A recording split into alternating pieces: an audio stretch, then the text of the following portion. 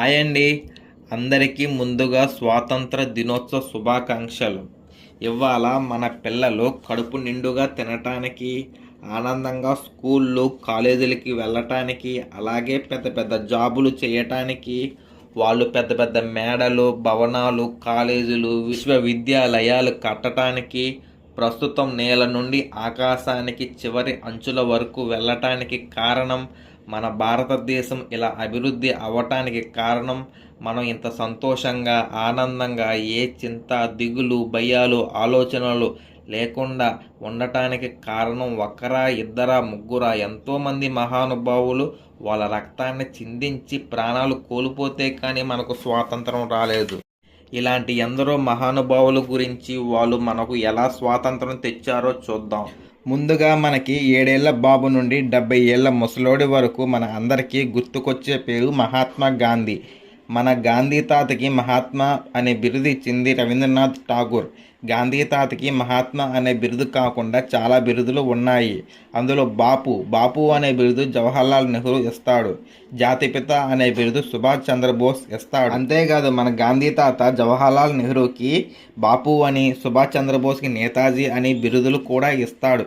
గాంధీ తాత మనకు స్వాతంత్రం రావడానికి తన వంతుగా బ్రిటిష్ వారికి వ్యతిరేకంగా కొన్ని ఉద్యమాలు, సత్యాగ్రహాలు, ఆమరణ నిరాహార దీక్షలు చేస్తూ మనకి స్వాతంత్రం రావడానికి కొంత పాత్ర పోషించాడు.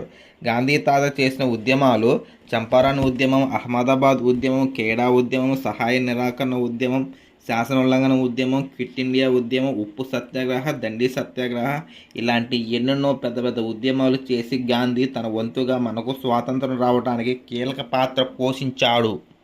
మహాత్మా గాంధీ తర్వాత గుర్తుకొచ్చే పేరు సుభాష్ చంద్రబోస్. ఇతన్ని నేతాజీ అని బిరుదు ఇచ్చింది మహాత్మా గాంధీ. సుభాష్ చంద్రబోస్ 1938 హరిపురా, 1939 త్రిపుర ఐఎన్సి సమావేశాలకు అధ్యక్షుడిగా వహిస్తాడు. సుభాష్ చంద్రబోస్ స్వాతంత్ర ఉద్యమంలో భాగంగా ఇండియన్ నేషనల్ ఆర్మీలో సభ్యుడిగా చేరి దానికి ఆజాద్ హింద్ ఫౌజ్గా మార్చాడు. అలాగే భారత జాతీయ సైన్యాన్ని 5 రెజిమెంట్లుగా విభజించాడు. అవి Gandhi regiment, Azad regiment, Nehru regiment, Bose regiment, Jhansi రెజిమెంట్గా చేసి ఈ ఇండియన్ నేషనల్ ఆర్మీలో సైన్యాన్ని తయారు చేసి వారితో ఇలా అన్నాడు: మీరు నాకు రక్తాన్ని ఇవ్వండి, నేను మీకు స్వాతంత్రం ఇస్తాను అని బ్రిటిష్ వారిపై దండెత్తేలా చేసి మనకి స్వాతంత్రం రావడానికి కీలక పాత్ర పోషించాడు సుభాష్ చంద్రబోస్. అలాగే అందరికీ రక్తం, విప్లవం అనే పదాలు కనిపిస్తే భగత్ సింగ్ గుర్తుకొస్తాడు.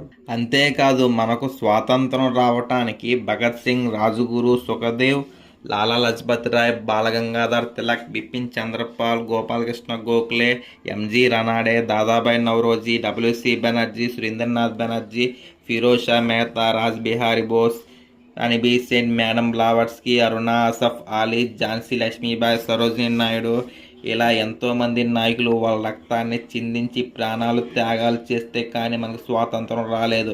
ఇలా ఆనందంగా, సంతోషంగా ఉన్నామంటే కారణం వీళ్ళే. అలాగే మన ఛానల్ని సబ్స్క్రైబ్ చేయండి.